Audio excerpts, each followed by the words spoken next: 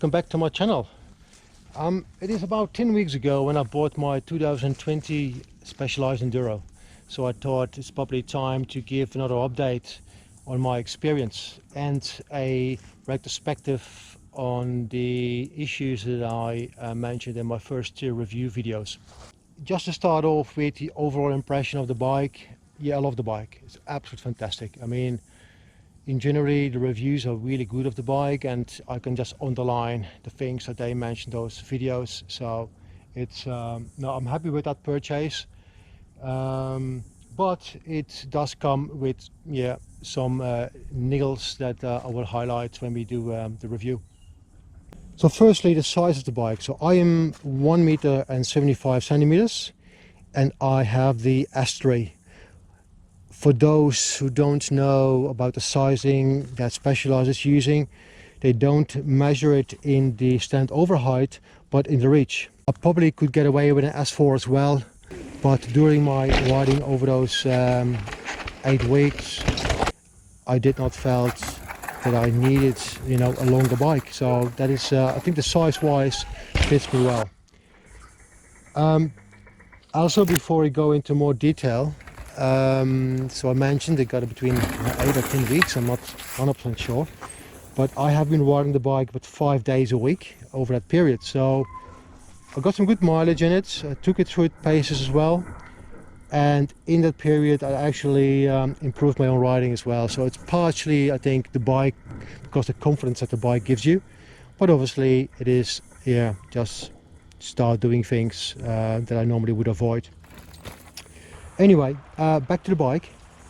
I'm going to walk through the bike from front to the rear and just highlighting a few items. First off, the tires. So one of my feedback was on my first ride, the tires felt a bit balloonish. So these are the Butchers Grit Trail 2.6. Yeah, the balloonish feel was real. However, I don't experience that anymore. So either I got used to it, which is most likely, but they feel very solid on the trails. Not much different than any good Maxxis tire. So I'm actually quite happy with the tires. I will replace them with Maxxis once they're done, but the concerns I had in the beginning are pretty much gone. Moving on, so you got the lyrics. Not much to say about the lyrics. Very much stock on at least 50% of the bikes that you can buy. So I put 2 or 3 tokens in here so to firm it up a little bit, which definitely helped, and I definitely like that. The brakes, so we got the Code R brakes on the bike. My previous bike had the guides. I can't tell much of a difference between the two. So the reviews will tell you that the Code R's are more powerful. Well, theoretically that might be true, but on the trails I don't feel much of a difference. Yeah, the Code R's generally are okay. I think I would not classify them as a downhill brake. I would definitely go with something different for Hopes, Madura, Saints. Now, for those who have watching my videos, squeaking in the headset, I had that of a head tube, as to say. I had that quite a few times. The bike shop looked after it, reinstalled it, but it kept on coming back. At the moment, yeah, I don't know, I do hear and feel a little squeak at it every now and then. Not sure if that actually is the head tube or something different.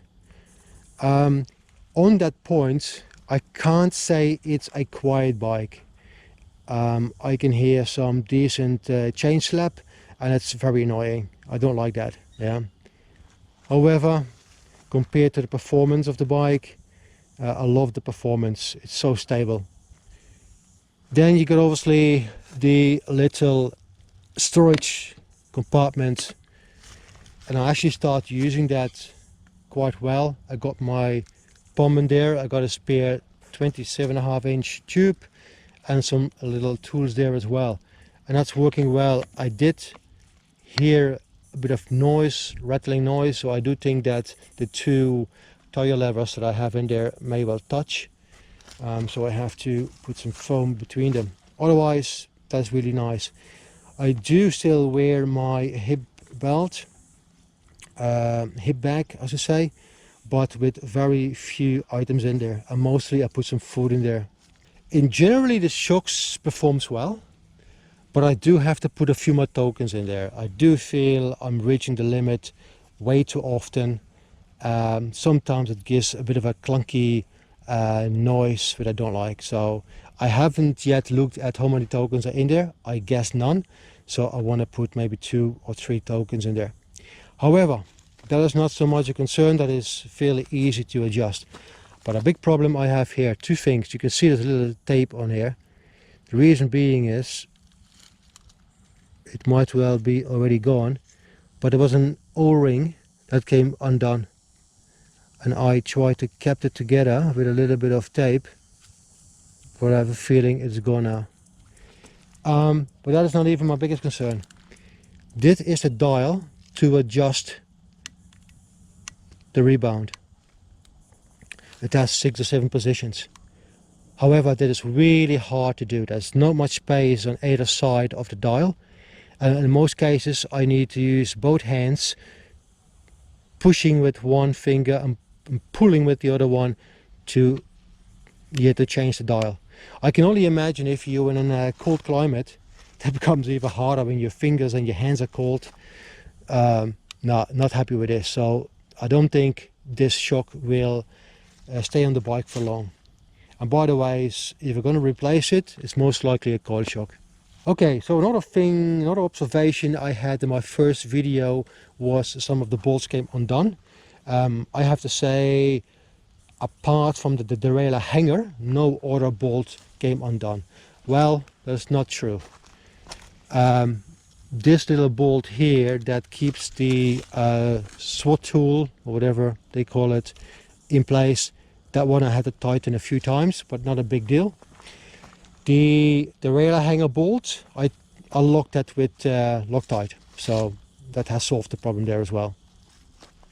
This little mudguard, I feel that works reasonably well.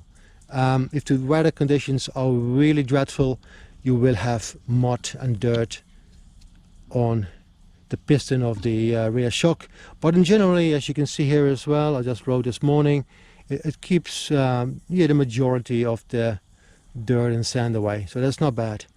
Cleaning is still obviously an issue. I'm using paint brushes to get to the small cavities. If it's mud, I obviously wash it away. Yeah, it's not as easy access as other bikes, but it's nothing too big of a concern. This pivoting system, yeah, works really well. I don't feel any pedal bob when I ride.